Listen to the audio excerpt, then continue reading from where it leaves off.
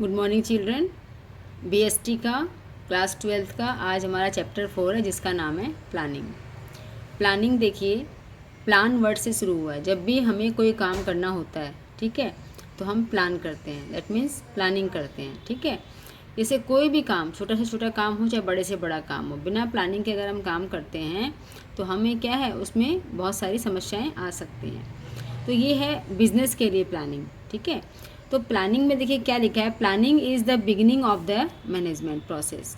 Every management and all firms, ठीक है, of enterprises मतलब बिजनेस जो है, गवर्न और एजुकेशनल एट्सेट्रा, ठीक है, कोई भी हो, चाहे गवर्नमेंट हो, चाहे एजुकेशनल हो, चाहे प्राइवेट हो, चाहे पब्लिक हो, कोई भी सेक्टर हो, रिक्वायर प्लानिंग। मतलब हर क्षेत्र में क्या चाहिए, प्लानिंग चाहिए। In this rapidly changing environment and globalization, planning is considered as a strategic area of management।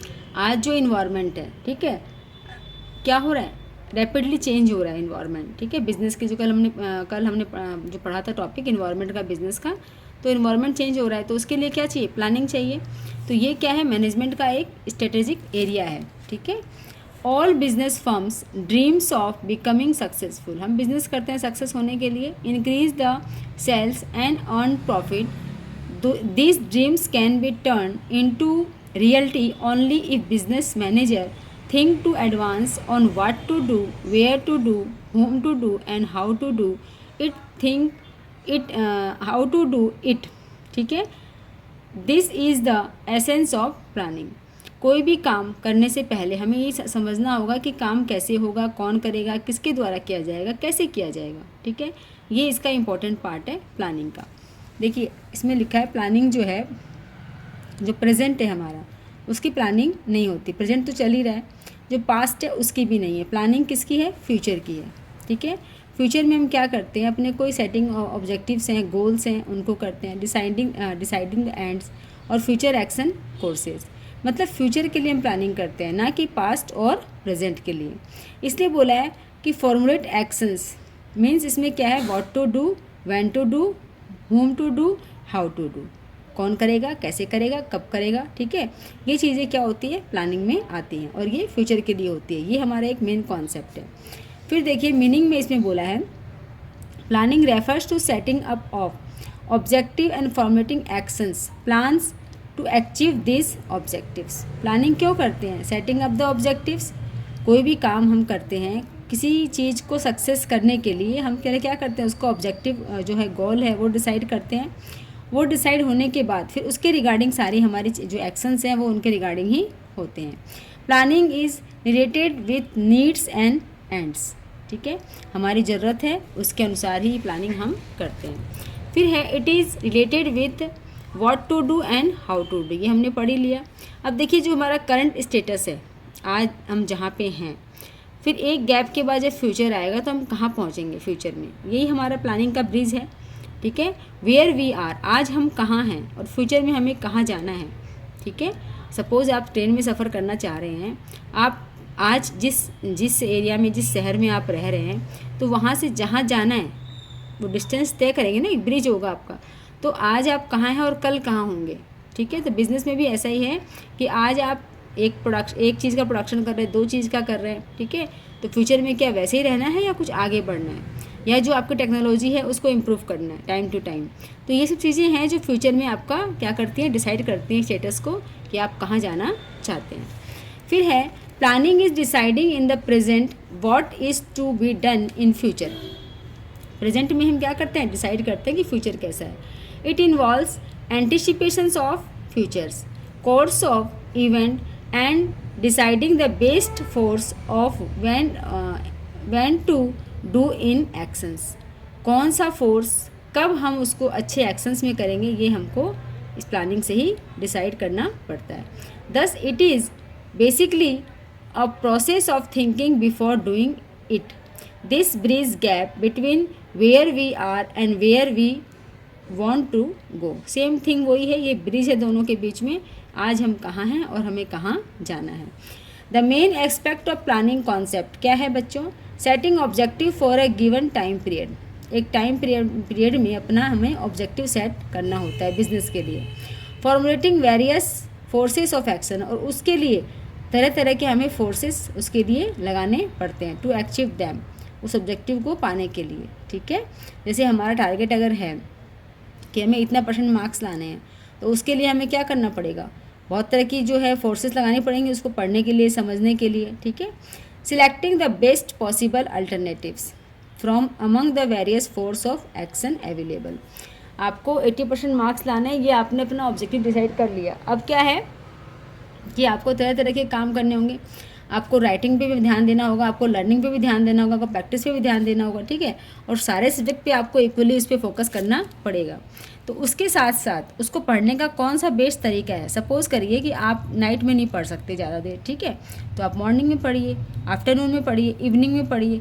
तो किस जो जो अपने दिन के 24 घंटे हैं, ठीक है, उसमें से 5-6 घंटे आप रेस्ट कर रहे हैं, वो आपका स्लीपिंग टाइम होगा।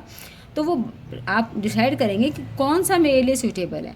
जैसे जो नाइट का समय है वो स्लीपिंग के लिए है, तो आप उसको स्लीपिंग के लिए यूज करें। बाकी जो समय बच रहा है आपका, ठीक है, जो समय आपका बच रहा है उसको आप अपनी स्टडी में यूज़ करें और आपके जो ज़रूरी काम है उनमें यूज़ करें। तो उसमें से ये बोला कि selecting the best possible alternative, जो आपको पढ़ाई के जो रिगार्डिंग जो भी चीज़ें हैं उसमें आपको बेस्ट अल्टरनेटिव चूज़ करना पड़ेगा।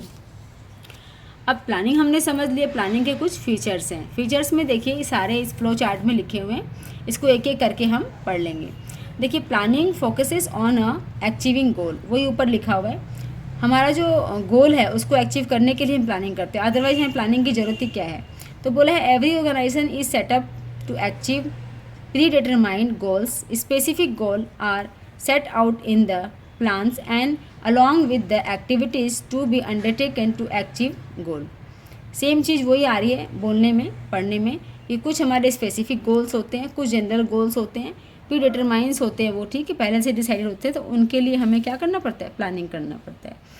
Hence planning is purposeful, planning has no meaning unless it positively contributes for achievement for such predetermined goals, ठीक है।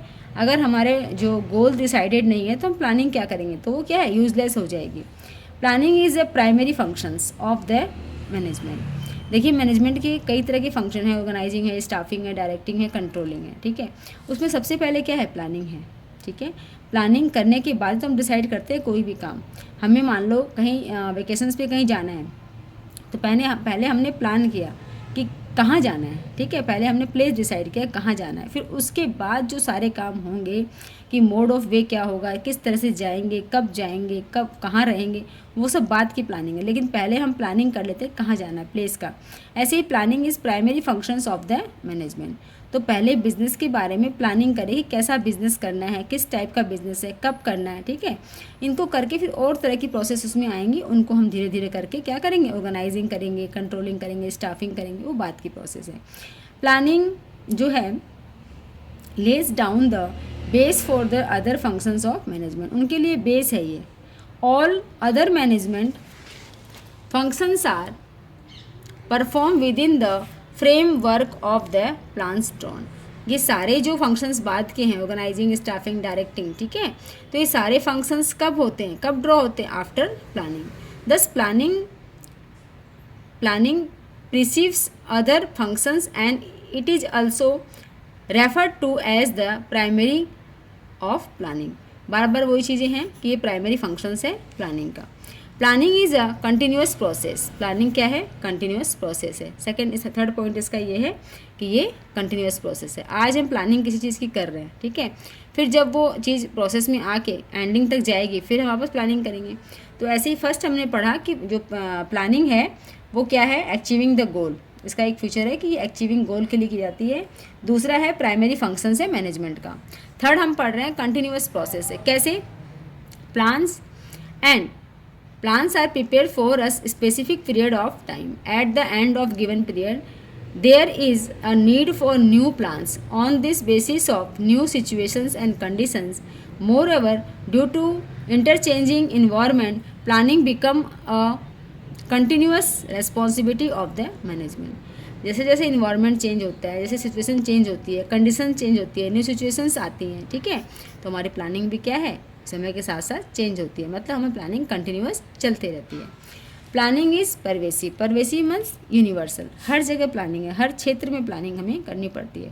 Planning is required at all levels and in all department of the organisation.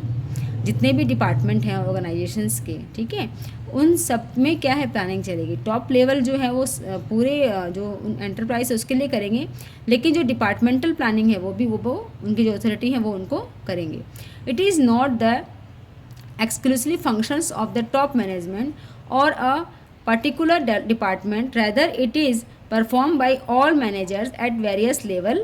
However, the nature and extent of planning may vary. जो planning का जो functions है वो क्या है, very कर सकता है person to person, department to department. लेकिन प्लानिंग क्या है, ये नहीं कि एक बार प्लानिंग हो गई टॉप मैनेजमेंट में आपको डिसाइड कर दिया गया, तो जो उस डिपार्टमेंट के इंचार्ज है, मार्केटिंग डिपार्टमेंट है, सेल्स डिपार्टमेंट है, प्रोडक्शन डिपार्टमेंट है, ठीक है, तो उन सब का जो प्लानिंग का है वो उसके हेड को क्या करना होगा, टाइम टू टाइम उनको प्लानिंग करनी होगी, डिसीजन लेना होगा। प्लानिंग इज़ फ्यूचरिस्टिक्स, नेचुरली है, पहले भी हमने पढ़ा कि फ्यूचर को लेके ही प्लानिंग होती है, ना तो पास्ट की प्लानिंग है ना कोई प्रेजेंट की प्लानिंग है। Planning is to look into future, analysis it and predict it to the best advantage of an organization. So planning is regarded as a forward looking functions based on forecasting. Through forecasting future events and conditions are anticipated, force of action and plan are drawn accordingly. ठीक है बच्चों, तो इसमें वही चीज़ें हैं कि जो प्लान जो हम प्लानिंग कर रहे हैं वो फ्यूचर के लिए। सपोज़ करिए कि आप कहीं पास्ट में कहीं घूमने गए थे, ठीक है, और वहाँ पे आपके संग कुछ ऐसी घटना हुई जो आप फ्यूचर में उसको क्या करने रिपीट नहीं होना चाहते, तो उससे आपने सबक सीख लिया। तो अब फ्यूचर के लिए प्लानिंग करेंगे उस घटना को लेके, या पास्ट में जाएंगे, पास्ट में नहीं जाएंगे प्लानिंग करने के लिए, वो हो गया, ठीक है, अब उससे आप कि पास्ट में मुझे प्लानिंग करनी है, पास्ट के लिए नहीं, अब आप आगे कभी इस तरह की कोई कंडीशन आती है तो उसके आप बचने के लिए प्लानिंग कर सकते हैं कि इस तरह की प्लानिंग करती है। कुछ आपके संग कोई आप लेट से पहुँचे, या ट्रेन आपकी मिस हो गई, या आपको बहुत चलना पड़ा, या फिर आपको कुछ ऐसा हुआ कि खाने पीने की दिक्कत आई, तो नेक्स्ट टाइम जब भी आप बाहर आउटिंग पे जाएंगे तो आप क्या करेंगे, आप जो हैं पहले से ही उन चीज़ों को प्रिकॉशंस में लेके चलेंगे, ठीक है। तो आप फ्यूचर के लिए कर रहे हैं, नेक्स्ट कभी जाएंगे आप बाहर तो उन चीज़ों को अप्लाई करेंगे। अब पास्ट की तरफ नहीं जाएंगे कि मैं उसको चेंज करूं, पास्ट को चेंज नहीं कर सकते। फिर है in short, planning involve thinking about the future and for doing actions in present. Actions जो है प्रेजेंट में लेते हैं फ्यूचर प्लानिंग के लिए। फिर है प्लानिंग इन्वॉल्व डिसीजन मेकिंग, ठीक है। प्लानिंग अगर हम कर रहे हैं तो माइंड का वर्क है, तो डिसीजन मेकिंग ही मेन है, मतलब प्लानिंग क्या है, प्लानिंग एक डिसीजन मेकिंग ही तो है, अल्टीमेटली वही है ये।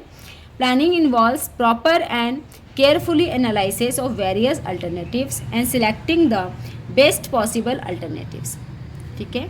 सपोज करिए कि आपको कहीं जाना है, उसको आपके पास 3 रास्ते हैं, ठीक है, आप बस से जा सकते हैं, आप ट्रेन से जा सकते हैं, ठीक है, या फिर आप अपनी सेल्फ गाड़ी लेके जा सकते हैं। तो 3 ऑप्शंस हैं, उसमें से आपको क्या करना पड़ेगा, अपना डिसीजन बनाना पड़ेगा कि चारों को आप तीनों ऑप्शंस को आप क्या करेंगे, पहले आप देखेंगे किस में ज़्यादा टाइम लग रहा है, कौन सा कॉस्टली है, या फिर मेरी प्रायोरिटी किस चीज़ को है, टाइम को लेके है या मनी को लेके है, ठीक है, या मेरी जो कंफर्टेबल है उसको लेके है। तो आप तीनों चीज़ों को देखेंगे, फिर आप क्या करेंगे, दिमाग लगाएंगे ना, सोचेंगे इसमें। इसीलिए बोला है कि डिसीजन मेकिंग ही क्या है, प्लानिंग में मेन है, अल्टरनेटिव को लेके। The need for planning arises only when alternatives are available and actual practice, because decision making is an internal part of the planning, as it involves choice from various alternatives, forces of actions. But if there is only one alternative, then there is no need of planning. अगर किसी चीज़ का एक ही option है, ठीक है, तो क्या है, उसके लिए कोई प्लानिंग हम नहीं कर सकते। इसको एग्जांपल समझ लेते हैं हम लोग। एक बच्चे को हमें स्कूल भेजना है, ठीक है, एक बच्चा है, बी फॉर बॉय है, गर्ल है, कोई भी एक बच्चा है, उसको क्या करना है, स्कूल भेजना है। अगर हमारे एरिया में एक ही स्कूल है, ओनली सिंगल स्कूल, तो हमारे पास कोई चॉइस नहीं है, हम कोई प्लान नहीं करेंगे कि हम इस स्कूल में ए वाले स्कूल में भेजें कि बी वाले स्कूल में भेजें या हिंदी मीडियम भेजें इंग्लिश मीडियम में, कोई चॉइस नहीं, हमारे पास एक ही स्कूल है। ठीक है, जैसा हमारे समय पे होता था कि पूरे एरिया में एक ही स्कूल है, सारे बच्चे वहीं पढ़ रहे हैं, तो उसमें क्या है, कोई प्लानिंग नहीं है, बस बच्चे को स्कूल भेजना है तो वो स्कूल है, वहाँ बच्चा जाएगा। तो जब हमारे पास अल्टरनेटिव नहीं होते तो हमें प्लानिंग की भी ज़रूरत नहीं होती, बस हमें काम करना है और वहाँ जाना है। Planning is a mental services. Simple, decision कब लेते हैं, माइंड तो उसमें दौड़ता ही, तो मेंटल एक्सरसाइज इसमें होती है प्लानिंग में। Planning requires applications of mind involving foresight, intelligent imaginations and sound judgment. ठीक है, planning is an intellectual of thinking rather than doing as it determines the actions to be taken. Planning require logical and systematic things instead of guesswork. इसमें क्या होता है, कोई guess work ऐसा नहीं है, इसमें चीज़ों को समझना है और उसमें से जो है उसका अल्टरनेटिव जो अपने लिए अपने हिसाब से, ठीक है, सारे अल्टरनेटिव सबके लिए सूटेबल नहीं होंगे, आप अपनी स्थिति को देख के उसमें से जो बेस्ट है उसको आप चूज़ करेंगे। ठीक है, अब है इम्पोर्टेंस ऑफ प्लानिंग। प्लानिंग के क्या इम्पोर्टेंस हैं? फर्स्ट है प्लानिंग प्रोवाइड्स डायरेक्शंस। देखिए, प्लानिंग अगर हम कर लेते हैं, ठीक है, तो क्या होता है, हमें एक दिशा मिल जाती है कि हम किस दिशा में अपना काम करेंगे। ठीक है, अगर हमने प्लान ही नहीं किया, हमें अब मान लो आप पढ़ाई कर रहे हो, 12th में 11th में आ गए, अब आपको ये चूज़ करना होता है कि हमें किस डायरेक्शन में जाना है, कॉमर्स लेना है, आर्ट्स लेना है, ठीक है, PCM लेना है, क्या लेना है। तो फिर आपने जब एक डिसाइड कर लिया तो फिर आपको डायरेक्शन मिल जाता है कि हाँ, अब हमने साइंस ले ली तो हमारा डायरेक्शन साइंस वालों की तरफ ही जाएगा। उसमें बहुत सारे कोर्सेज हैं, वो है, तो वो सारे आपके रास्ते खुल जाएंगे, आपको डायरेक्शंस मिल गया। तो प्लानिंग बोल रहा है provides directions for all activities. Planning ensure that all goals and objectives are early stated that they can act as a guide to decision which actions has to be taken and in which directions। ठीक है बच्चों, तो जो मैंने बोला वही है कि सेम डायरेक्शंस हमको पता उससे लगती है। If there is no planning, ठीक है, employee will work in different directions and organization will not be able to achieve its goals. अगर डायरेक्शंस नहीं मिलेगा जो हमारे एम्प्लॉई हैं, ये तो मैंने एग्जाम्पल दिया था वो तो फॉर्मल था, ठीक है, लेकिन इनफॉर्मल बिजनेस के रिगार्डिंग जो एग्जाम्पल है वो ये है कि अगर हम प्लानिंग नहीं करेंगे प्रॉपर्ली, डायरेक्शंस नहीं देंगे एम्प्लॉय को किस डायरेक्शंस में काम करना है, तो क्या होगा, जो बिजनेस ऑर्गेनाइजेशन है वो अपना गोल अचीव नहीं कर पाएंगे। फिर है रिड्यूस रिस्क ऑफ अनसर्टेनिटी। आप देखिए, प्लानिंग जो है फ्यूचर के लिए है और फ्यूचर क्या है, अनसर्टेन है, इसीलिए प्लानिंग अगर हम करके चलते हैं तो रिस्क क्या होती है, मिनिमाइज कर सकते हैं, उसको रिड्यूस कर सकते हैं। ठीक है, planning is an activity which enables manager to look ahead and anticipate changes. Changes can't be eliminated but managers can develop proper actions of cope up with this changes. देखिए ये वर्ड कितना अच्छा है, एलिमिनेट तो नहीं कर सकते हम पूरी तरह से, लेकिन कॉप अप कर सकते हैं, मतलब संभाल सकते हैं स्थिति को। प्लानिंग होती है तो हम स्थिति को संभाल सकते हैं। ठीक है, helps in setting up standard for controlling for framing controlling functions. Standard are required to compare with actual performance and find out variations so that corrective actions can be taken। देखिए, जो प्लानिंग है वो हमारा first step होता है, ठीक है, और वो क्या होता है, प्लानिंग आगे के लिए होती है। लेकिन जो कंट्रोलिंग एक फंक्शंस है बिजनेस का, मैनेजमेंट का, वो क्या है, पास्ट को देखती है। ठीक है, हमने कोई स्टैंडर्ड अपनी चीज़ का डिसाइड किया, ठीक है, कि हम 1 घंटे में 100 यूनिट बनाएंगे, लेकिन हमारी बनी 80 यूनिट। ठीक है, तो हम ये देखेंगे कि हमने जो स्टैंडर्ड डिसाइड किया था तो 20 यूनिट कम क्यों बने, क्यों वेरिएशंस आया इसमें।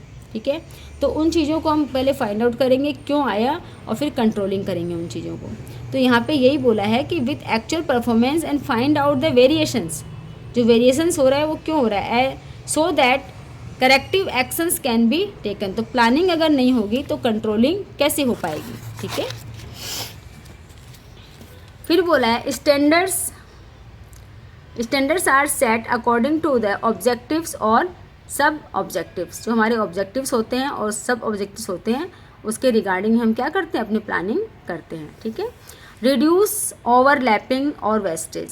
प्लानिंग अगर हम कर लेते हैं तो हमारा जो वेस्टेज है वो एक तो बच जाता है, वेस्टेज ऑफ टाइम है, मनी है, वो बचता है, ओवरलैपिंग नहीं होती काम। ठीक है, प्लानिंग पता लग गया कि ये डिपार्टमेंट ये काम करेगा, ये डिपार्टमेंट ये काम करेगा, तो क्या है, ओवरलैपिंग नहीं होगी, वो उसी डिपार्टमेंट के लोग उसी काम में इन्वॉल्व हैं, दूसरे डिपार्टमेंट के लोग दूसरे काम में इन्वॉल्व हैं।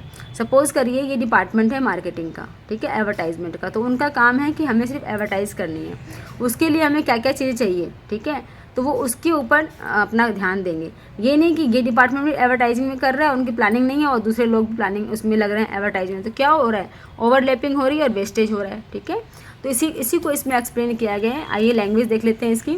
प्लानिंग जो है serve as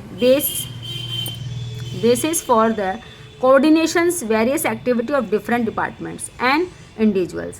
It helps in avoiding confusions and misunderstandings. Planning ensures clarity in thought and actions, due to which overlapping can be avoided and wastage can be minimized. ठीक है, अगर हमारा प्रॉपरली पहले से ही सब कुछ प्लानिंग हो, है ना, कि किस डिपार्टमेंट को क्या काम करना है, कैसे करना है, कब करना है, तो हमारी ओवरलैपिंग भी नहीं होगी और वेस्टेज ऑफ टाइम और मनी भी नहीं होगा। नेक्स्ट है help the manager to look into future.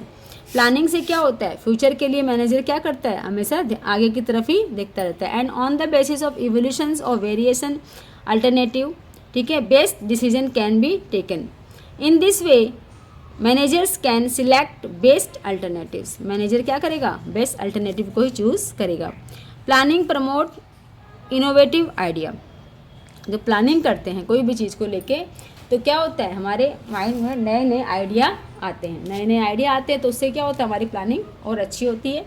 ठीक है, आइए पढ़ते हैं। वाइल प्लानिंग जो है, while planning many news ideas arises and it results into creative innovatives and foresight attitude among the manager. Such new ideas can take the shapes of concrete plan. जो plan है उसमें क्या होता है, नए नए आइडिया और इनोवेशंस आते हैं, तो हमारा प्लान जो है बहुत अच्छे से बनता है और फिर उस पर हम इम्प्लीमेंट करते हैं, तो हमारे को सफलता निश्चित ही मिलती है। Planning is the most challenging activity. In this way planning helps to increase the creativity and innovations in organizations. ठीक है, तो ये हमारे थे प्लानिंग के क्या थे, इम्पोर्टेंट्स। अब बच्चों हर चीज़ के फ़ायदे हैं और नुकसान भी हैं, तो कुछ लिमिटेशन भी है प्लानिंग की। एक बार झट से इनको बुक से देख लेते हैं। देखिए इसमें जो है, the major limitation of planning are as given. Planning leads to rigidity. ठीक है, रिजिडिटी क्या होता है कि हम एक चीज़ पे अड़े रहते हैं। अगर हमने प्लानिंग किसके लिए, फ्यूचर के लिए की है, फ्यूचर के लिए प्लानिंग की है, लेकिन हाँ उसमें कुछ चेंज करना चाहें तो फिर हम उसमें नहीं कर सकते। देखिए आपने क्लास फर्स्ट से लेकर 9 तक पढ़ाई की, ठीक है, 10th 11th में आ गए, किसी ने कहा कि अब आपको पीछे जाके कुछ चेंज करना है, तो क्या आप नर्सरी में पढ़ेंगे वापस जाके? नहीं, आप एक आगे की तरफ की प्रोसेस को लेंगे। तो ऐसे ही प्लानिंग में जब हम अपनी प्लान को लेके आगे तक उसको एग्जीक्यूट कर रहे हैं, तो हम पीछे की तरफ नहीं जा सकते। इसीलिए प्लानिंग क्या है, इसका एक लिमिटेशन है कि वो क्या है, रिजिड को क्रिएट करता है। ठीक है, in an organisations a well-defined plan is drawn up with the specific goal to be achieved within a specific time frame. These plans then decide the future course of actions, and managers may not be in a position to change it. ठीक है, वो उसको change नहीं कर सकते क्योंकि future के लिए प्लान करके उस पर वो इम्प्लीमेंट कर रहे हैं। नेक्स्ट है हमारा, planning may not work in a dynamic environment. Dynamic क्या होता है बच्चों, टाइम टू टाइम चेंज होता रहता है। इन्वायरमेंट चेंज तो हमारे प्लान भी चेंज। लेकिन एक बार हमने प्लानिंग कर ली, ठीक है, आगे तक हम प्रोसेस में लग गए, ठीक है। सपोज़ करो हमें आज मार्केट का कुछ कपड़े का हमें ऑर्डर आया कि ये डिज़ाइन पॉपुलर है, इसको करना है, हमने ऑर्डर दे दिया, हमारा मार्केट में सामान भी आ गया, ठीक है, सप्लायर से, और हमने प्रोसेस शुरू कर दी।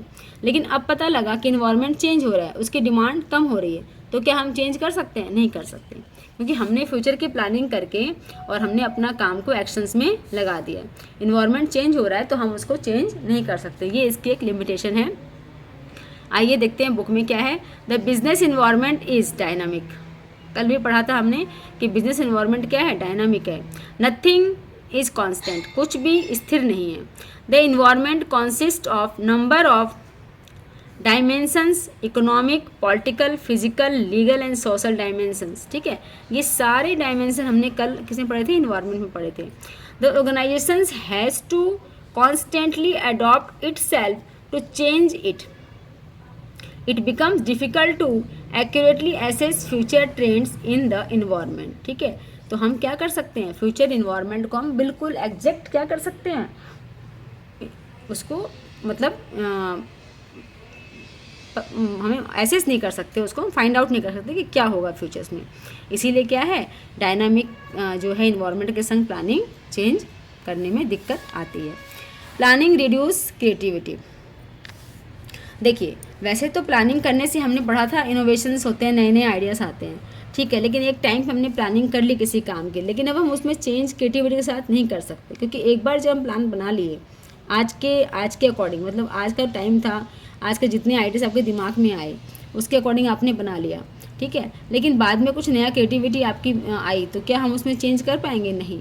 अगर हम इनिशियल स्टेज में है तो हम कुछ चेंज कर लेंगे, लेकिन हम एक लिमिट क्रॉस कर गए हैं, अपने प्लान में आगे बढ़ गए हैं, तब हम क्या करेंगे, उसमें चेंज नहीं कर पाएंगे। तो planning is an activity which is done by the top management. ठीक है, usually the rest of the members just implement this plans. वो लोग क्या करते हैं, इम्प्लीमेंट करते हैं। As a consequence middle management and other decision makers are neither allowed to deviate from plans nor और they permitted to act on their own. देखिए, जहाँ एम्प्लॉय काम करते हैं तो मालिक अगर बोल देता है कोई काम को, ठीक है, और हमें हमारी क्रिएटिविटी कुछ पता लग रही है, सपोज करिए कोई पिक्चर है, ठीक है, और मालिक ने बोला इसमें पिंक कलर करना है, ठीक है, लेकिन आपको उसकी नॉलेज है, आपको लग रहा है रेड कलर इसमें ज़्यादा सूट करेगा, लेकिन आपको पता है, लेकिन फिर भी आप क्या करेंगे, अपनी क्रिएटिविटी वहाँ नहीं दिखा पाएंगे, क्योंकि जो बॉस का ऑर्डर है वो आपको मानना ही पड़ेगा। तो इस तरह से प्लानिंग में क्या है, उन्होंने ये डिसाइड कर लिया कि इस पिक्चर्स में, इस पेंटिंग में पिंक कलर ही करना है, पर आपका नॉलेज ज़्यादा है उस फील्ड में, आपको पता है कि रेड कलर ज़्यादा सूट करेगा, कलर कॉम्बिनेशन इसका रेड पे ज़्यादा अच्छा लगा है, लेकिन आप उसमें क्या है, अपनी क्रिएटिविटी नहीं कर सकते, आप चेंज नहीं कर सकते, इसका ये एक लिमिटेशन है। Planning involve huge cost. देखिए, किसी भी काम को जब हम करते हैं, प्लानिंग करेंगे, मीटिंग करेंगे, कई लोगों को बुलाएंगे, उनका कुछ नाश्ता पानी भी करेंगे, ठीक है, लाइट पंखे भी चलेंगे, घंटा 2 घंटा मीटिंग भी होगी, टाइम भी लगेगा, और जिस रूम में या जिस बिल्डिंग में आप मीटिंग लेंगे उसको सफाई भी कराएंगे, उसके पैसे भी देंगे, ठीक है। तो इन सब चीज़ों में क्या होता है, ये कॉस्ट दिखता नहीं है, ऐसे करके बहुत सारे कॉस्ट हो जाता है। 2-3 मीटिंग आप करेंगे, ठीक है, कुछ खाना पीना, लंबी मीटिंग होगी तो खाना पीना भी कर रहे हैं एम्प्लॉय का, तो उसमें क्या हो रहा है, आपका कॉस्ट, वो उसमें प्लानिंग में क्या है कि कॉस्ट इंक्लूड नहीं, आपको लग रहा है सिर्फ प्लानिंग करिए, लेकिन उसमें काफ़ी समय और आपका कॉस्ट बढ़ जाता है। When plans are drawn up huge cost are involve in their formulations, this may be in terms of time and money. मैंने बोला दोनों चीज़ों में ही ये चीज़ें होती है। For example, checking accuracy of the facts may involve lot of time. आप एक्यूरेसी चेक कर रहे हैं, इसमें क्या होगा, बहुत तरह का टाइम लग जाएगा, आपका स्टाफ नाइट में काम कर रहा है, ठीक है, डबल शिफ्ट में काम कर रहा है, तो आपको उनको क्या देना पड़ेगा, खाना पीना, रिफ्रेश जो है वो देना पड़ेगा, तो वो आपका एक एक्स्ट्रा खर्चा हो रहा है, वो आपके उसमें प्लानिंग में आप इंक्लूड नहीं कर पाते हैं। फिर है planning is time consuming, same thing, cost है तो टाइम भी जा रहा है। सिंपल अपने घर का एग्जांपल ले लीजिए, अगर हमें हमारे घर पे कोई फंक्शंस है, ठीक है, और उस फंक्शन को अभी होने में 6 मंथ्स हैं, ठीक है, उस फंक्शन को होने में अभी 6 मंथ्स है, और आज हम उस चीज़ को लेके बैठे हैं कि हमें 6 मंथ बाद ये चीज़ करनी है, तो आप देखते हैं घर में डेली उस चीज़ की 6 महीने, जब तक वो काम ना हो जाए, 6 मंथ तक कंटिन्यू फिर चर्चा चलेगी, और हम जब भी बैठेंगे कोई ना कोई उसमें डिस्कशन आ जाएगा, और हमारा घंटे 2 घंटे उस डिस्कशन में निकल जाएंगे, ऐसे कर लेंगे, ऐसे कर लेंगे, ऐसे कर लेंगे, ठीक है। तो इससे क्या होता है कि हमारा टाइम कंज्यूम हो जाता है। 6 मंथ्स आफ्टर कोई एक्टिविटी हमारे घर में होनी है, कोई फंक्शंस होना है, और आज हम ये है कि 6 मंथ बाद, लेकिन कुछ ना कुछ हम जब भी बैठेंगे 2-4 लोग घर में, तो उसका डिस्कशन होगा ही होगा, हमारे इर्द गिर्द वही प्लानिंग उसमें जाएगी, तो टाइम कंज्यूमिंग हो रहा है, ठीक है। तो ये टाइम कंज्यूमिंग जो हो रहा है, इसको आप देखिए कि कितना समय हमारा ले रहा है। कुछ इसमें ऐसी चीज़ें भी हैं जो अच्छी होंगी, और कुछ चीज़ें ऐसी हैं कि हमारा टाइम ही उसमें लगता है कि वेस्ट हुआ है। तो sometimes plans to be drawn up take so much of time that there is no must time left for their implementations, ठीक है, और उनको इम्प्लीमेंट करने में टाइम क्या होता है, लेफ्ट हो जाता है। प्लानिंग डज नॉट गारंटीज, हमने जो प्लान किया वो सक्सेस हो इसकी कोई गारंटी नहीं है, ठीक है, सक्सेस होने की कोई गारंटी नहीं है। The success of an enterprise is possible only when plans are properly drawn up and implemented, तरीके से प्लान किया गया, इम्प्लीमेंट किया आपने, और एक्सटर्नल जो इन्वायरमेंट है, ठीक है, वो भी अगर आपके अकॉर्डिंग है तब आपको लाभ पूरा मिल सकता है। Any plan needs to be translated into actions, ठीक है, और इट बिकम्स मीनिंगलेस, ठीक है, मीनिंगलेस कब होगा, जब हम उसको एक्शंस में उस चीज़ को लेंगे ही नहीं, ठीक है। तो ये हमारे थे किसके लिमिटेशंस ऑफ किसके, प्लानिंग के। अब है बच्चों प्रोसेस ऑफ प्लानिंग। प्लानिंग जब हम करते हैं, ठीक है, तो उसकी कुछ प्रोसेस है, हर काम को करने के कुछ प्रोसेस होते हैं, तो इसमें भी कुछ प्रोसेस है। सबसे पहले हम क्या करेंगे, सेटिंग ऑफ ऑब्जेक्टिव। सबसे पहले प्लानिंग हम करेंगे तो हमारा ऑब्जेक्टिव क्या है ना, हमारा उद्देश्य क्या है, हमारा एम क्या है किसी चीज़ को लेके, तभी तो हम प्लानिंग करेंगे। तो सेटिंग पहले हम किसकी सेटिंग करेंगे, ऑब्जेक्टिव्स की, ठीक है। फर्स्ट जो प्रोसेस है प्लानिंग की वो है ऑब्जेक्टिव्स को सेट करना। दूसरा है डेवलपिंग प्राइमिसेस, मतलब एजाम्सन्स, कुछ एजाम्सन हम एज्यूम करेंगे, इस तरह का हो सकता है, इस तरह का हो सकता है, इसको भी हम लेके चलेंगे, ठीक है। फिर हम आइडेंटिफाइंग द अल्टरनेटिव्स, किसी काम को करने के बहुत सारे, मैंने कहा ना प्लानिंग तभी होगी अगर एक सिंगल चॉइस है, तो कोई है ही नहीं। मैंने स्कूल का एग्जाम्पल दिया था आपको बच्चे का पढ़ाने का। अल्टरनेटिव कब आएंगे, जब बहुत सारी हमारे पास चॉइस होती हैं। Identifying alternative cause of actions, उसके बाद अल्टरनेटिव हो गए हमारे पास, फिर इवेल्युएटिंग कॉज ऑफ एक्शंस, ठीक है, कौन सा जो है एक्शन सही रहेगा, उसके जो हमारे प्रोज और कॉन्स हैं, ठीक है, मतलब कारण और इफेक्ट जो होंगे उसको हम पहले क्या करेंगे, पूरा एनालाइज करेंगे। फिर हम क्या करेंगे, इवेल्युएटिंग करेंगे कॉज एंड एक्शंस। फिर सिलेक्टिंग करेंगे अल्टरनेटिव को, सारी चीज़ें हम छानबीन करेंगे, उसके बाद हम क्या करेंगे, सिलेक्ट करेंगे। फिर हम क्या करेंगे बच्चों, इम्प्लीमेंट करेंगे ऑफ द प्लान। कौन सा अल्टरनेटिव हमको अच्छा लगा वो हम प्लान में इम्प्लीमेंट करेंगे, और इम्प्लीमेंट करने के बाद क्या करेंगे, उसको फॉलो अप करेंगे।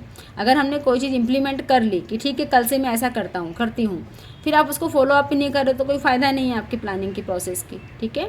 तो एक एक करके इनको पढ़ते हैं। फर्स्ट है setting of objective.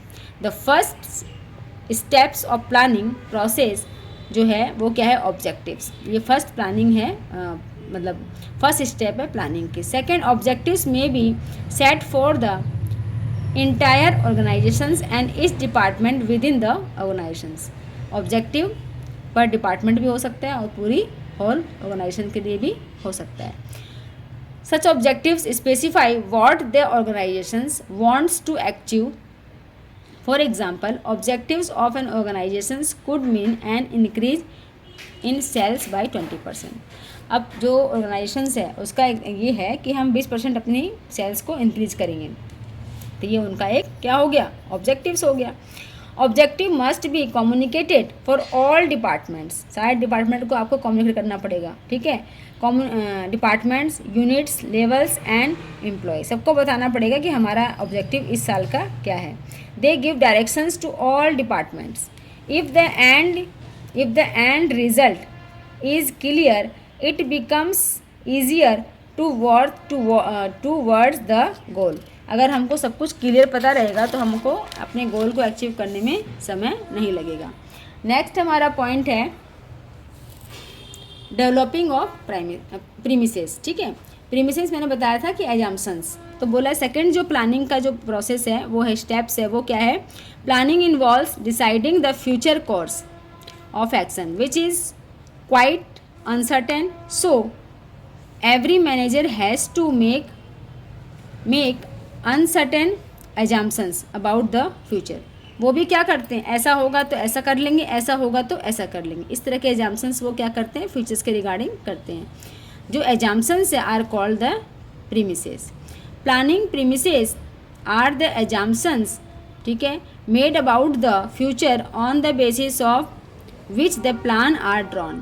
the base material may be in the form of forecast, existing plan or any part information about policies, ठीक है। तो ये क्या है कि जो हमारे प्लान और पॉलिसीज़ हैं उसके रिगार्डिंग हमको क्या करना पड़ता है, कुछ एजम्पशंस लेने पड़ते हैं और फिर हम उसको आगे फॉरवर्ड करते हैं। फिर सेकंड आगे अल्टरनेटिव।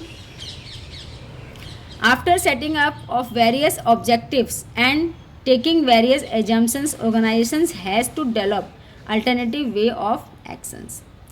सिंपल समझ में आ गया आपको। For every plan there are members of options are all the alternatives course of action should be identified.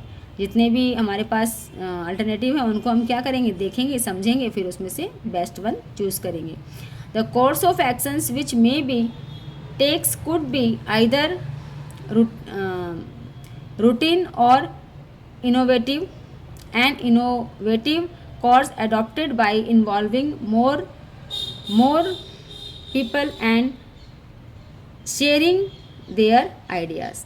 इसमें क्या बोला है, इसमें ये बोला है कि जो हमारा कोर्स ऑफ एक्शंस होने वाला है उसमें कुछ तो क्या होंगे, इनोवेटिव्स हो सकते हैं, कुछ रूटिंग टाइप के हो सकते हैं। तो उन दोनों को लेके ही पीपल क्या करेंगे, शेयरिंग करेंगे अपने आइडियाज़ को। ठीक है।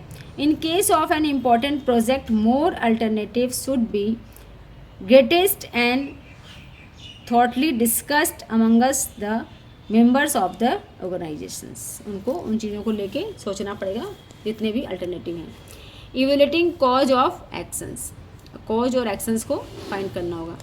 After identifying and listing out possible courses, the next is to evaluate each alternative, that is measure the pros and नेगो ऑफ each alternative। पोज और नेगेटिविटी, जो उसकी नेगेटिव है, ठीक है, एक्शन और रिएक्शन से उनके बारे में पता करना पड़ेगा।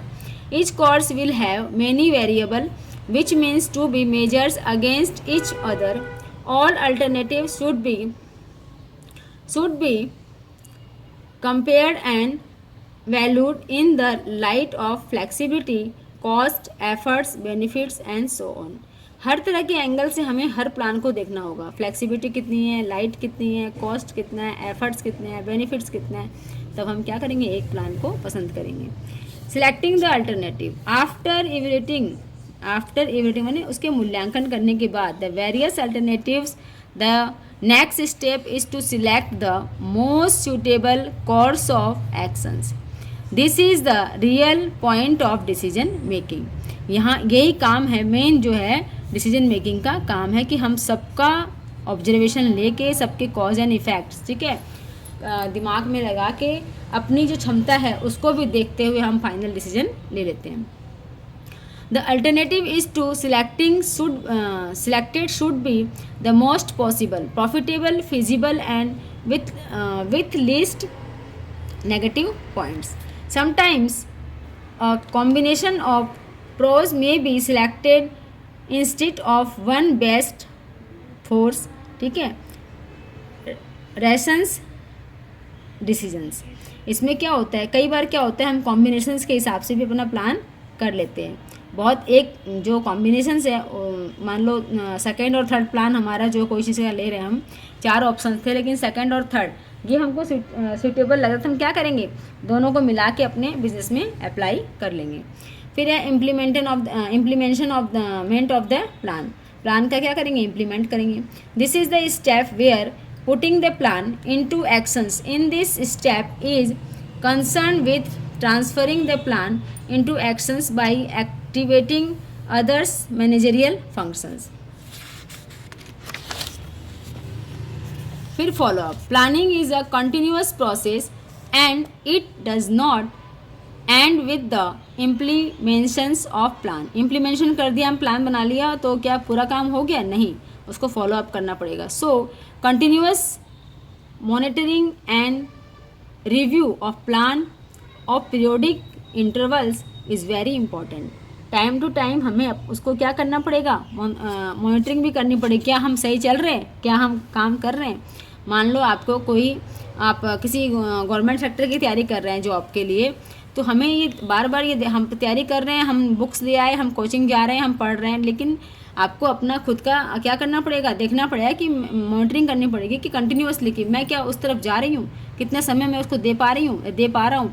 तो वो चीज़ को आपको पीरियडिकल इंटरवल में आपको उनको देखना पड़ेगा।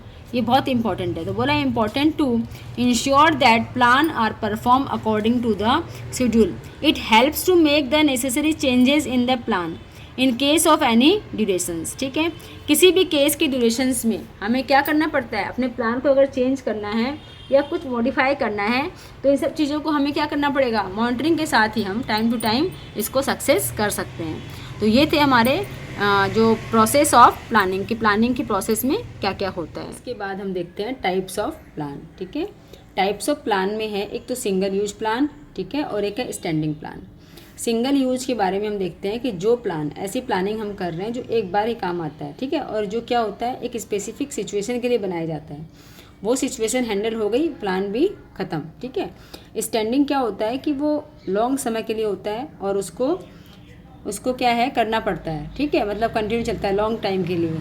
सपोज़ जैसे कि आपको सिंगल यूज प्लान, जैसे क्लास 12th में आप हो, बोर्ड के एग्ज़ाम में, और आपके इसके बाद करियर बनने वाला है कि आप किस फील्ड में जाओगे, तो आप क्या सोचते हो मेरे परसेंटेज 98, 99, 95 कुछ भी ऐसा आपने डिसाइड किया है, तो उसके लिए आप तैयारी कर रहे हो, तो ये क्या है सिंगल यूज प्लान, क्योंकि 12th आपका एक ही बार होगा क्लास में। ठीक है, उसी ईयर में होगा और लाइफ में कभी आप क्लास 12 द्वारा पढ़ोगे नहीं।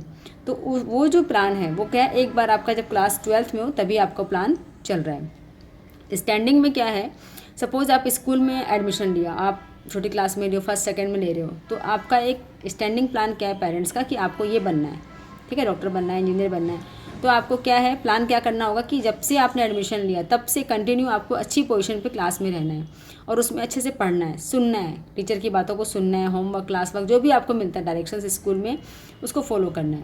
तो ऐसे करते करते क्या होगा, आपकी एक हैबिट बन जाएगी पढ़ने की और एक पोजीशन पे रहने की। तो वो क्या हो गया, स्टैंड लॉन्ग टाइम के लिए आपको क्लास 12 तक आने के लिए उस प्लान को आपको फॉलो करना पड़ेगा। डेली आके अपना क्लास वर्क, होमवर्क करना है, क्लास में अपना सारा डिसिप्लिन के संग रहना है और सुनना है। तो ऐसे करते करते आपका एक लेवल हो जाएगा और आप क्लास 12th में जब आओगे और जब सिंगल प्लान आपका उस समय स्पेशल प्लान बनाओगे, अब 12th में मुझे क्या करना है, तो वो आपका सक्सेस हो जाएगा। तो इसका मतलब ये नहीं कि स्टैंडिंग प्लान से सिंगल प्लान का कोई लिंक है, ये तो जस्ट मैंने समझाने के लिए बताया है कि सिंगल प्लान वो होते हैं जो एक टाइम पीरियड के लिए होते हैं और स्टैंडिंग प्लान लॉन्ग समय के लिए होते हैं जिसको हम फॉलो करते हैं। जैसे बच्चा अगर हर बार 3rd क्लास में, 4th क्लास में, 5th क्लास में, ठीक है, अच्छी पोजीशन पे पढ़ने में, ठीक है, उसकी रैंक अच्छी आ रही है, तो क्या होगा जब वो धीरे धीरे बढ़ता जाएगा तो उसकी रैंक अच्छी रहेगी, नेचुरली उसके एक उसका स्टैंडर्ड हो जाएगा पढ़ने का। तो वही चीज़ें बताई गई है। तो आइए पढ़ लेते हैं single use plan. Single use plan is one time plan which is specifically design to the achieve particular goal. For example जैसे बजट है और प्रोग्राम है। जो बजट बनता है अपना एक टाइम पीरियड के लिए बनता है, ठीक है, जो सरकारी बजट आते हैं हमारे वो क्या होते हैं एक टाइम पीरियड के लिए कि भाई ये 6 महीने के लिए, 12 महीने के जो भी है। और कोई प्रोग्राम हो रहा है, चाहे हमारे घर का प्रोग्राम हो, चाहे स्कूल का हो, चाहे कल्चरल प्रोग्राम, वो भी एक टाइम पीरियड के लिए होते हैं। तो उनके लिए हम क्या करते हैं, प्लान करते हैं कि इस प्रोग्राम के लिए कैसे प्लानिंग करें, कैसे इसको अच्छे से अच्छा बनाएं। तो ये सब किस में आते हैं, सिंगल यूज प्लान में। Single use plans are made for handling non recurring problems. क्यों बनाए जाते हैं, जो प्रॉब्लम्स, ठीक है, नॉन रिकरिंग मीन्स जो बार बार नहीं होती, इस ऐसी प्रॉब्लम्स को हम माइंड में रख के और उसको हम प्लान बनाते हैं। That is they can not be use again and again. ये प्लान बार बार यूज नहीं होते। देखिए जैसे कोई बंदा है, ठीक है, वो अपना प्लान कर रहा है सिंगल प्लान, जैसे उसकी मैरिज है, तो उस समय वो क्या कर रहा है, प्लान कर रहा है अपनी मैरिज के लिए। तो ये नहीं कि हम सोच के चलते हैं कि हाँ उसकी मैरिज बार बार होगी, एक बार होगी लाइफ में, तो वो उसके लिए प्लान करेगा, ठीक है। तो उसमें क्या क्या चीज़ें नॉन रिकरिंग जो प्रॉब्लम्स हैं उनको वो देखेगा और उसके लिए प्लान करेगा, ठीक है। दिस प्लान्स इंक्लूड्स, जैसे बजट बताया था, प्रोग्राम बताया था, एंड प्रोजेक्ट्स। प्रोजेक्ट भी क्या होते हैं, इसी पे डिपेंड होते हैं कि सिंगल यूज के बेस पे ही आपके जो प्रोजेक्ट मिलते हैं स्कूल में वो भी तो ऐसे ही होते हैं। आप जिस क्लास में उसका प्रोजेक्ट मिला और वो ख़त्म फिर। They are known as specific plan. इनको क्या बोलते हैं, स्पेसिफिक प्लान भी बोलते हैं। अगर आपके एग्जाम में सिंगल वर्ड यूज़ ना हो प्लान में और स्पेसिफिक प्लान आ जाए तो आप ये मत सोचिए कि ये क्या है, ये तो पढ़ा ही नहीं, इसका ही एक नाम है स्पेसिफिक प्लान।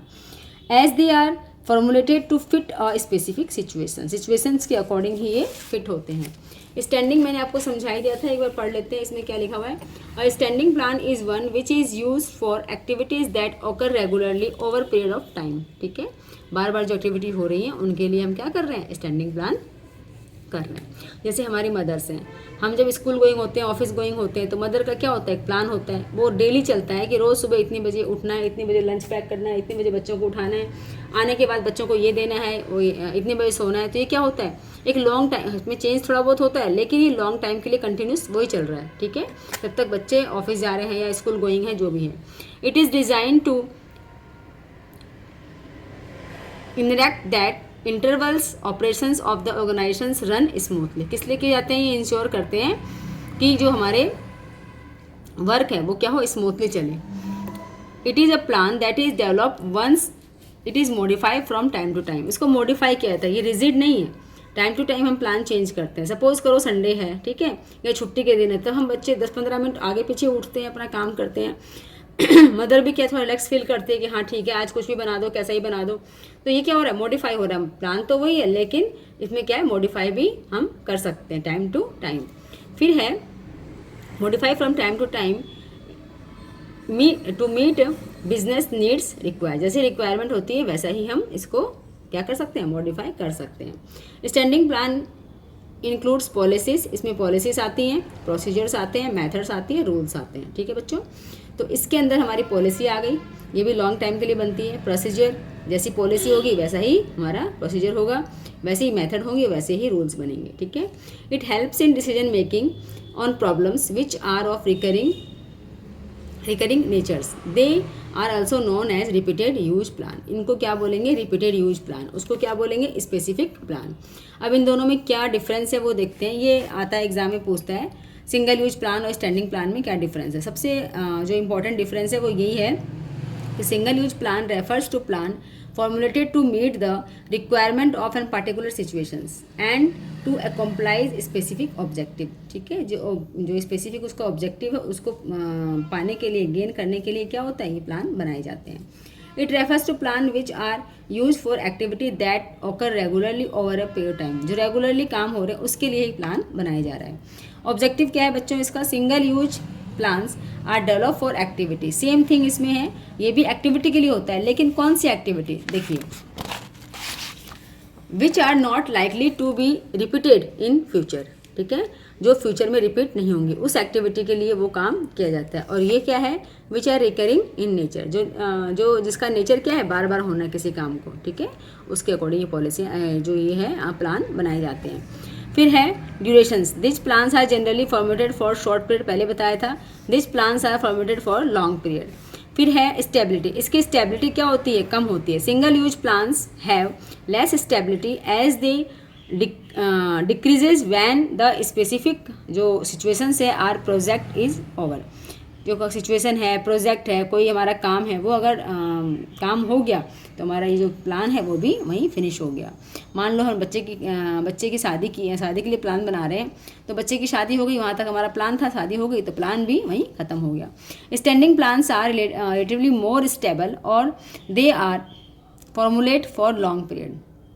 इसमें क्या है कि लॉन्ग पीरियड के, जैसे कि बच्चे को पढ़ाना है, तो जब से बच्चे का जन्म होता है उसके बाद से ही पेरेंट्स क्या करते हैं, प्लानिंग करते हैं कि इसको किस स्कूल में पढ़ाना है, कैसे पढ़ाना है। तो उसकी प्लानिंग वो क्या करते हैं, काफ़ी समय पहले से ही उस चीज़ को लेके तैयारी करते हैं, और उसी के अकॉर्डिंग वो अपना सारा बजट, घर का बजट है, अपनी इनकम को देखते हैं। ठीक है, जाना आना सब कुछ, सारे एक्सपेंसेस को मैनेज करते हैं, सारी सिचुएशन को मैनेज करते हैं।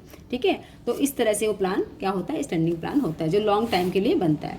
Single use plan generally have narrow scopes and they are formulated to fit in a specific situations. ये क्या होता है, नैरो स्कोप होता है इनमें। ठीक है, और इसमें वाइडर स्कोप होता है, ये इसका डिफरेंस है। इसमें बताया था पहले बजट और प्रोग्राम्स वगैरह आते हैं, इसमें जो पॉलिसी प्रोसीजर वो सब आते हैं। ठीक है, तो ये था प्लान्स के 2 टाइप्स, किसके बेस पे, उनके यूज बनाने के बेस पे। अब प्लान्स के और भी टाइप्स हैं जो किस पे हैं, based on the plan 6 to achieve. हम जो प्लान बनाते हैं वो किसके लिए, कुछ अचीव करने के लिए बनाते हैं। तो सबसे पहले होता है प्लान जो बनाए जाते हैं, उसमें फर्स्ट है ऑब्जेक्टिव। देखिए बच्चों, जो हमारा मैनेजमेंट हम पढ़ रहे हैं, मैनेजमेंट का फर्स्ट जो फंक्शंस है वो क्या है, प्लानिंग। प्लानिंग से मैनेजमेंट स्टार्ट होता है, ठीक है। लेकिन जो प्लानिंग है, प्लानिंग हम किसके बेस पे करते हैं, उसका सबसे पहला काम कौन सा है प्लानिंग का, उसका काम है ऑब्जेक्टिव्स। प्लानिंग हम तभी करेंगे जब हमको ऑब्जेक्टिव्स पता होगा। तो मैनेजमेंट का फर्स्ट फंक्शन प्लानिंग करना, और प्लानिंग का फर्स्ट क्या फंक्शन है, ऑब्जेक्टिव्स को पहले देखना और उसके बारे में पूरा इंफॉर्मेशन लेके फिर उसके बारे में प्लानिंग करना कि हमारा ऑब्जेक्ट क्या है, ठीक है। तो जो ऑब्जेक्ट्स है, नेदर सिंगल यूज प्लान और नॉर स्टैंडिंग, ये दोनों ही नहीं है, ना तो सिंगल है ना ही स्टैंडिंग है। Objectives are the end which the management seeks to achieve within a given time period by its operations. ये क्या होते हैं ऑब्जेक्टिव्स, हम पढ़ते आ रहे हैं शुरू से ही कि मैनेजमेंट का जो ऑब्जेक्टिव है वो क्या है, एंड होता है कि हमारा ये ऑब्जेक्टिव है, और उसको जब मिल जाता है तो वो उसको क्या करता है, एक स्पेसिफिक ऑपरेशन के बाद तो फिर क्या होता है, उसके ऑब्जेक्टिव उसको वहाँ पे उसका प्लान उस ऑब्जेक्टिव के लिए खत्म हो जाता है और फिर दोबारा से वो प्लान करते हैं। Objectives can be set to be desire futures position that the management would like to reach. Futures के लिए होता है ये, ठीक है, ना तो पास्ट के लिए ना प्रेजेंट के लिए। नेचुरली ये प्लान जब भी हम करते हैं तो फ्यूचर के लिए करते हैं। ऑब्जेक्टिव शुड बी, जो ऑब्जेक्टिव है वो क्या होना चाहिए, स्मार्ट होना चाहिए, ठीक है। यहाँ पे एस का मतलब है स्पेसिफिक होना चाहिए, एम का मतलब है मेजरेबल होना चाहिए, उसको हम नाप सकें हमारा ऑब्जेक्टिव्स क्या है। ए मतलब अचीवेबल होना चाहिए, ऐसा कुछ नहीं कि हम चांद सितारे तोड़ के लाएंगे, ऐसा नहीं होना चाहिए, ठीक है। ऐसी चीज़ें होनी चाहिए जो अचीवेबल हो, उसको प्लान करेंगे।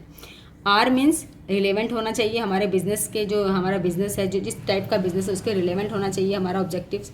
नेक्स्ट है टाइम, तो टाइम बाउंड होना चाहिए, इस टाइम के अकॉर्डिंग हमको ये ऑब्जेक्ट क्या करना है, हमको अचीव करना है।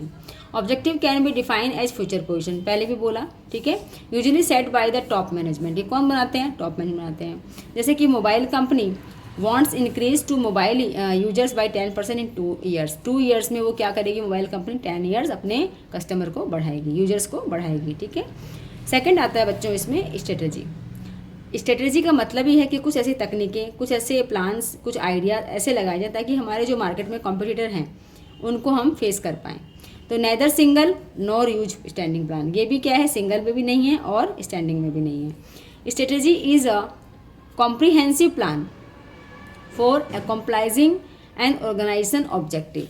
ये क्या है, एक कॉम्प्रिहेंसिव प्लान्स होते हैं, ठीक है, ताकि हम अपने जो गोल्स हैं उनको अपने कॉम्पिटिटर से फाइट करते हुए उसको हम प्राप्त कर सकें। जैसे कि the 3 dimensions of strategy are a series, किसका है, डिटरमाइनिंग लॉन्ग टर्म ऑब्जेक्टिव्स, ठीक है। सबसे पहले लॉन्ग टर्म ऑब्जेक्टिव्स को हम डिटरमाइन करेंगे। Adopting a particular course of actions, किस तरह का कोर्स ऑफ एक्शन चलेगा उसको। Allocating resources necessary to achieve their objectives, सबसे पहले क्या होगा बच्चों कि लॉन्ग टर्म ऑब्जेक्टिव्स करना होगा हमें, फिर उसको क्या करना होगा, particular course of actions, objective के लिए हमें काम भी तो करना पड़ेगा, एक्शन भी तो लेना होगा। फिर है एलोकेटिंग रिसोर्सेज, और उसी हिसाब से जो रिसोर्सेज आपके पास अवेलेबल हैं, ठीक है, जितनी आपकी कैपेसिटी है, necessary to achieve their objectives, उनको कैसे यूज करके अपने हम ज़्यादा से ज़्यादा अपने जो गोल है हमारा ऑब्जेक्टिव उसको प्राप्त कर सकें, ठीक है, हमको मिल जाए। कंपनी मार्केटिंग स्ट्रेटेजी में रिलेट टू फॉलोइंग क्वेश्चंस। देखो जैसे कि मार्केटिंग है, सामान बन गया, चीप में बन गया, लेकिन मार्केट भी तो मस्त है, बेचेंगे तो बाहर ही ना, हम अपने मार्केट में बेचेंगे कस्टमर्स को, तो उसके लिए क्या करते हैं, स्ट्रेटेजी हम अपनाते हैं। क्या अपनाते हैं, हु आर द कंज्यूमर, कौन इनको खरीदेगा, what is the demand for the product, क्या डिमांड रहेगी इसकी मार्केट में, ठीक है। Which channel of the distribution to use, किस चैनल से उसको डिस्ट्रीब्यूट किया जाएगा। What is the pricing policy, क्या प्राइस होगा। How to use advertise the product, और कैसे हम जो है कौन सा जो मोड ऑफ एडवर्टाइजमेंट है वो यूज करें, कैसे करें, कितना करें, किस समय तक करें, ठीक है, ताकि क्या हो, हमारा जो मार्केटिंग हो जाए। तो ये सब चीज़ें ध्यान रखते हैं, इसी चीज़ों को बोलते हैं स्ट्रेटजी। तो बोला गया है strategy involve preparing one self for meeting unforeseen factors, ठीक है। तो जो अनफॉर्सिन, जो हमें देखे नहीं है फैक्टर्स, उनको क्या करता है, वो इंश्योर करता है। नेक्स्ट है बच्चों पॉलिसीज़। पॉलिसीज़ क्या होती हैं, आप जानते हो कि हर चीज़ का काम करने का तरीका होता है, उसकी एक पॉलिसीज़ बनती है। जैसे कि मान लो हमें सामान लेना है सप्लायर से, ठीक है, तो सप्लायर से हम सामान ले रहे हैं तो हम कैश में लेंगे या क्रेडिट में लेंगे। कैश में लेंगे तो किस लिमिट तक लेंगे और क्रेडिट में लेंगे तो किस लिमिट तक रहेंगे, ठीक है। तो ये पॉलिसी बनती है। फिर हमारा जो दूसरा है कि परचेज डिपार्टमेंट है, वो कहाँ से परचेज करेगा उसकी एक पॉलिसी है, किस किस स्टेप से वो गुजरेगा उसके अकॉर्डिंग, उसकी पॉलिसी अकॉर्डिंग वैसा काम करेगा। तो ये है हमारी पॉलिसी। इसका मतलब इस तरह का होता है। Policies are generally statement that guide thinking, ठीक है। ये क्या होते हैं, स्टेटमेंट होते हैं, ठीक है। और हमारी जो थिंकिंग है उसको क्या करते हैं, गाइड करते हैं। हमारी जो थिंकिंग है उसको क्या करते हैं बच्चों, गाइड करते हैं ये। और चैनलाइज एनर्जी, और हमारी जो एनर्जी है उसको चैनलाइज करते हैं टूवर्ड्स ऑफ पर्टिकुलर डायरेक्शंस, ठीक है। तो मेन जो दो टर्म है इसके, एक तो क्या है, हमारी थिंकिंग को गाइड करते हैं। हम जब भी कुछ करेंगे तो हम देखेंगे हमारी पॉलिसी क्या है। सपोज हमें सप्लायर से माल लेना है या देना है, तो हम देखेंगे हमारी पॉलिसी क्या है, हमारी कंपनी की पॉलिसी क्या है, कितना माल हम किस कस्टमर को कैसे दे सकते हैं, तो हम उसको करेंगे। और channelising energy towards particular directions, और क्या करेंगे, चैलेंज भी लेंगे किसके अकॉर्डिंग, अपने जो गोल है, डायरेक्शंस है उसके बिहाफ पे। Policies are drive from objectives, हमारा जो ऑब्जेक्टिव है उससे ही हमको क्या मिलती है, पॉलिसीज मिलती हैं। फिर इससे क्या होता है, it provide broad parameter within which managers can take actions according to his directions to apply the policy, और उसके अकॉर्डिंग ही वो क्या करता है, मैनेजर अपने एक्शंस लेता है। जैसे कि बताया था मैंने, डिसीजन है, परचेजिंग पॉलिसी को देखेगा, चूजिंग द सप्लायर, इस तरह को। जैसे हमारी रिक्रूटमेंट पॉलिसी होती है, ठीक है, प्राइसिंग पॉलिसी होती है, तो ये सब पहले से ही फिक्स होती है, उसके अकॉर्डिंग ही हमें काम करना होता है। इसलिए बोला है policies provide a basis for interrupting strategies, they are guide to managerial actions and decisions in the implementation of strategy। जो स्ट्रेटेजी बनाई है, ठीक है, उस पर पॉलिसी का भी रोल है, तभी तो वो काम कर पाएगा आगे। पॉलिसी भी दो तरह की होती है, एक होती है मेजर और एक होती है माइनर और एक होती है मेजर। जो अपनी एज लिमिट है वो 18 से बियॉन्ड है, हु आर मोर देन 18 उनके लिए, और जो उनसे कम है उनके लिए। तो इसमें क्या आते हैं बच्चों, इनडायरेक्टली वे में क्या होता है कि वो जो इनसाइडर होते हैं, ठीक है, उनके लिए जैसे पॉलिसी बनाई थी, क्योंकि उसमें क्या होता है कि हर मिनट की खबर हमको बनानी होती है, और ये क्या होता है, सबके लिए जाना जरूरी है। मेजर जो पॉलिसी होती हैं वो सबके लिए, आउटसाइडर जैसे कस्टमर है, कंपटीटर है, इन सबके लिए ये पॉलिसियाँ बनाई जाती हैं। The policies are predecided, some issues avoid confusion and it becomes easier to resolve problems और इशूज़। जो प्रॉब्लम्स आ रही हैं, इशू आ रही है, उनको क्या करते हैं, उनको रिकवर करते हैं, किस चीज़ से, इन पॉलिसीज से। Policies act as a guide to take decision is an unexpected situations. In short, policy is a general response to a particular problem और सिचुएशंस, ठीक है। पॉलिसी के माध्यम से हम जो पर्टिकुलर सिचुएशंस हैं और प्रॉब्लम्स हैं उसको हैंडल कर सकते हैं। अब हमारी पॉलिसी बन गई, पॉलिसी जो बनी है उसी के बेस पे क्या है, इंटरडिपेंडेंट दोनों जन, ठीक है, पॉलिसी पे ही हमारा प्रोसीजर डिपेंड करता है।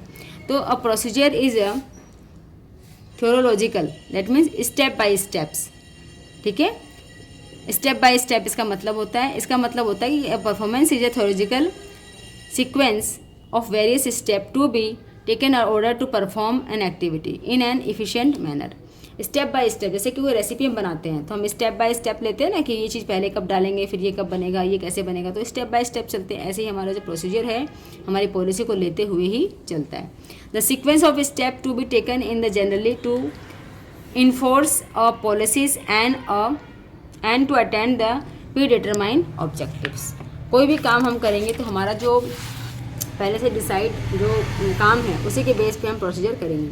अब प्रोसीजर इज जनरली स्टेबलाइज, ठीक है, और repetitive activity so that same steps are followed whenever that activity is perform, they are generally meant for insider to follow, ठीक है।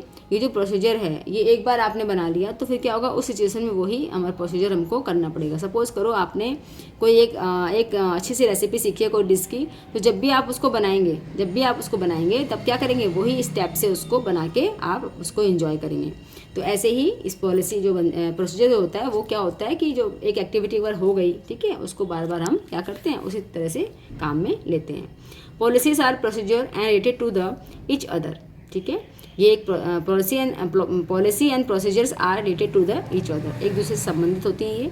एंड एंटरप्राइज में have different procedure like procedure for processing and order के लिए, recruitment है of the employee उसके लिए, collections of payment and so on. हर चीज़ के लिए अलग अलग प्रोसीजर होता है। फिर है मेथड। एक काम को करने के बहुत सारे मेथड्स होते हैं, ठीक है, बहुत तरीके से हम उस काम को कर सकते हैं। तो कौन सा अच्छा है, सुटेबल है, उसको हमें यूज करना होता है। Method is a prescribe process in which a particular operations or an activity is performed. Consider the objective of the organizations. It deals with a task. Compare the steps of the procedure and specific how this step is to be performed. The method may vary from task to task. जो हमारी method है वो एक काम से दूसरे काम में क्या करेगी, वेरी करेगी। एक ही मेथड के हम हर काम नहीं कर सकते। फिर है selections of proper method at saves times, money and efforts, increase efficiency. अगर हम प्रॉपर मेथड से काम करते हैं तो हमारा टाइम बचता है, मनी बचता है, और एफर्ट्स जो होते हैं वो क्या होता है, इफ़िशेंसी, हमारे जो एफर्ट्स को इंक्रीज करता है, ठीक है, इफ़िशेंसी को बढ़ाता है। जैसे कि various methods can be use for any activity, like कि जैसे कि हमारा वैल्यूएशंस, ठीक है, कैलकुलेशंस ऑफ द डेप्रिसिएशन। जब हम अकाउंट्स बनाते हैं, ठीक है, जो बड़े बड़े मशीनरी होती है उनका डेप्रिसिएशन चार्ज करते हैं, उसके भी देखो दो मेथड होते हैं मेनली। एक है SLM मतलब स्ट्रेट लाइन मेथड, WDV मतलब रिटन डाउन मेथड, ठीक है। तो दोनों से ही हम उसको क्या करते हैं, वैल्यूएशन निकालते हैं उसकी डेप्रिसिएशन की। ऐसे ही जो हमारा स्टॉक है, ठीक है, वैल्यूएशन ऑफ स्टॉक, इसमें हम भी कई तरह की मेथड फॉलो होती है, लेकिन मेनली कौन सी होती है, LIFO and FIFO। LIFO means last in first out, ठीक है, इसमें है फर्स्ट इन फर्स्ट आउट, ठीक है।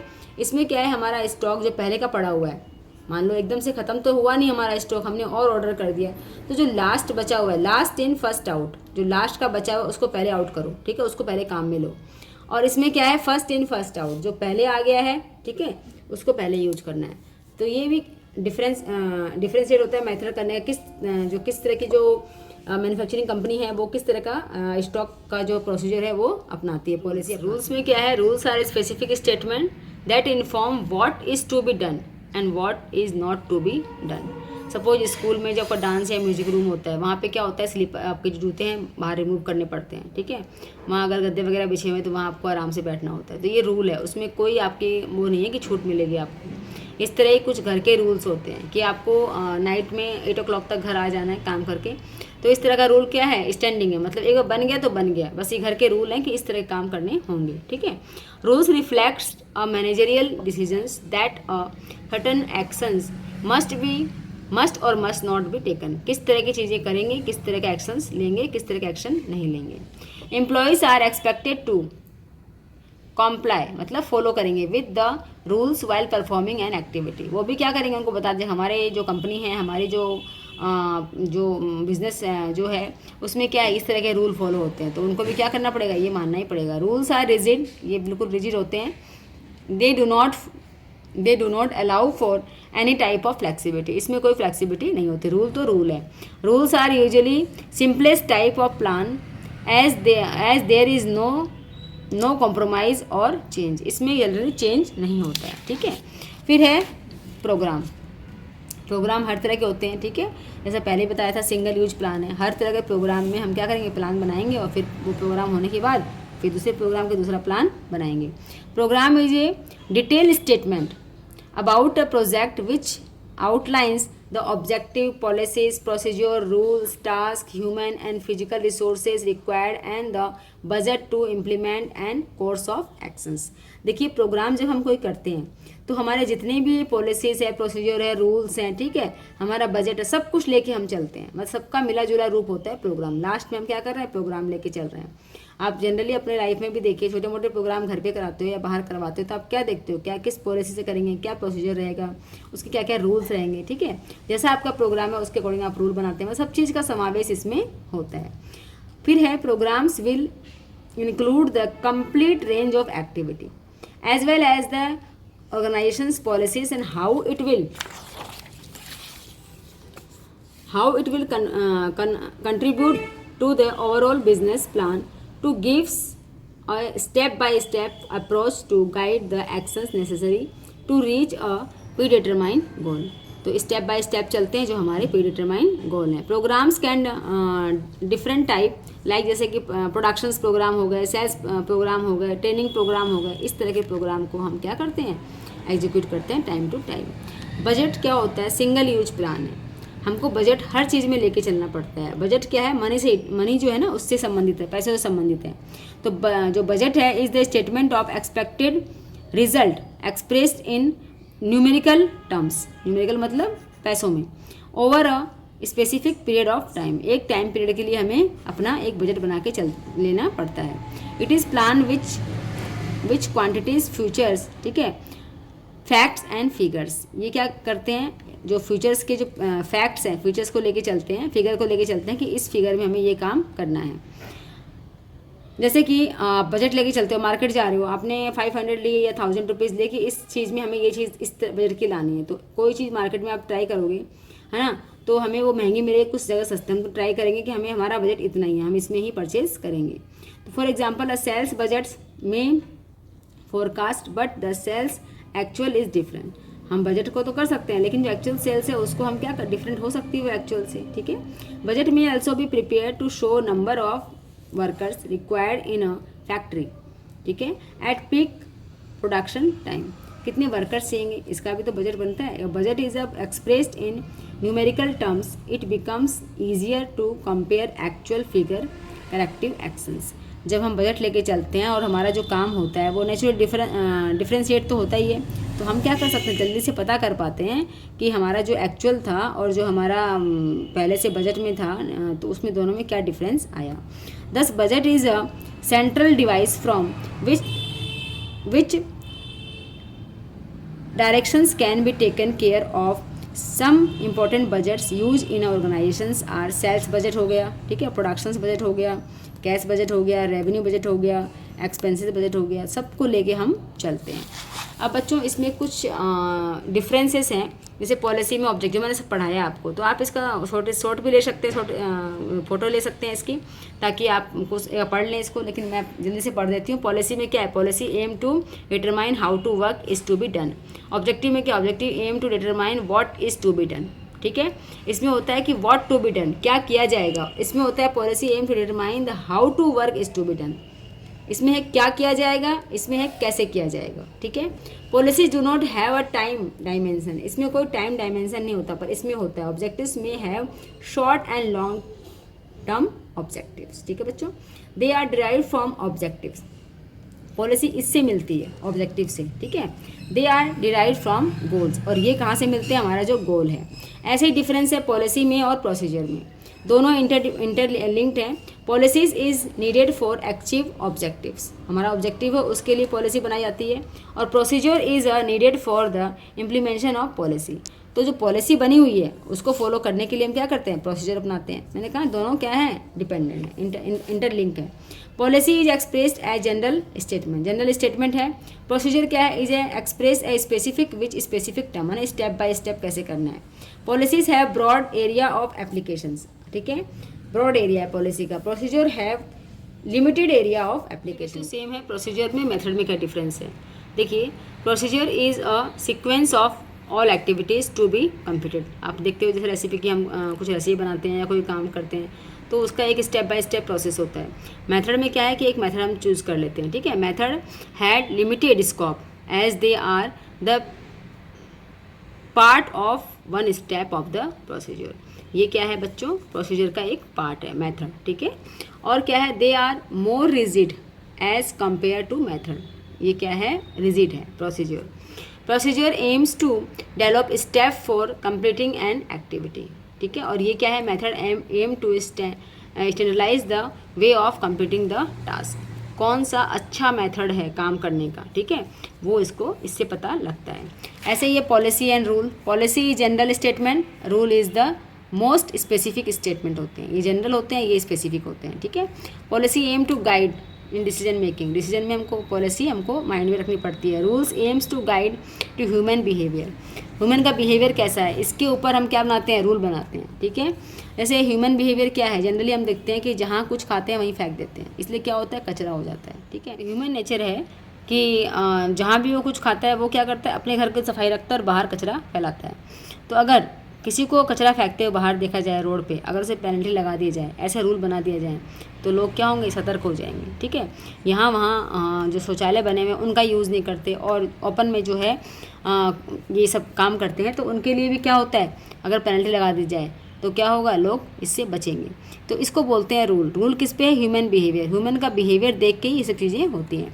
पॉलिसीज आर जनरली फ्लेक्सिबल, ये फ्लेक्सिबल होती हैं। ठीक है, आज चेंज कर लेकिन रूल क्या होते हैं, रिजिड होते हैं, चेंज नहीं होते हैं। दूसरा बच्चों ये है कि जो पॉलिसी है उसको अगर हम नहीं कर पा रहे हैं, ठीक है, there is no penalty specified, जैसे कि हम इसको नहीं फॉलो, वायलेशंस ऑफ पॉलिसी, अगर हम पॉलिसीज़ को नहीं फॉलो कर पा रहे हैं तो कोई पेनल्टी इसमें चार्ज नहीं होती। पर रूल जो बने हुए हैं, ठीक है, तो बोला है guilty has to be face, आपको गिल्टी फेस होगा कि हाँ ये रूल, आपको बोला जाएगा कहीं, मतलब आप कहीं धार्मिक स्थल पे जा रहे हो, ठीक है, और वहाँ पे रूल बना हुआ है कि आपको फ़ोटो नहीं खींचनी, सपोज़ करिए, और आपने फ़ोटो खींची तो सामने वाला आपका फ़ोन ले लेगा और बोलेगा देखिए लिखा हुआ, तो आपको क्या होगा, गिल्टी फेस होगा, और हो सकता है कि इनकेस आपको पेनल्टी भी देनी पड़ जाए। तो इसमें क्या है, रूल्स को आप ब्रेक करते हैं, वायलेशंस करते हैं इसके ऊपर, ठीक है, तो क्या होता है, आपको पेनल्टी देनी पड़ती है। अब ये छोटा सा टॉपिक है, ये वैसे आपके उसमें तो नहीं है, लेकिन एक बार समझने के लिए मैंने बना दिया है। फ्यूचर्स ऑफ स्ट्रेटेजी क्या होता है, it is formatted by the top management due to the relative important. इसका इंपॉर्टेंट है इसलिए स्ट्रेटेजी कौन बनाता है, टॉप मैनेजमेंट के लोग बनाते हैं। It is dynamic as it is the depend on over changing, ठीक है, एवर चेंजिंग बिजनेस इन्वायरमेंट, जैसा बिजनेस का इन्वायरमेंट होता है वैसी वैसी हमारी स्ट्रेटेजी बनती है। when it is formulated top management consider both internal external environment। Business के इन्वायरमेंट हमने पढ़ा था चैप्टर, उसमें इंटरनल भी देखना होता है, एक्सटर्नल भी, हमें इन्वायरमेंट को देख के ही हमें क्या बनानी पड़ती है, स्ट्रेटेजी बनानी पड़ती है। It provides guidelines for thinking and actions, हमारी जो स्ट्रेटेजी बन जाती है, इस तरह का हमें ये टेक्निक यूज करनी है, इस काम को ऐसे करना है, तो हम क्या करते हैं, हमको गाइडलाइन मिलती है, हमारी थिंकिंग उसी डायरेक्शन में थिंक करते हैं और उसी में हम एक्शंस करते हैं। तो ये था हमारा चैप्टर 4 जो बच्चों आज फिनिश हो गया है। नेक्स्ट चैप्टर हम फिर शुरू करेंगे नेक्स्ट वीडियो में। Thank you.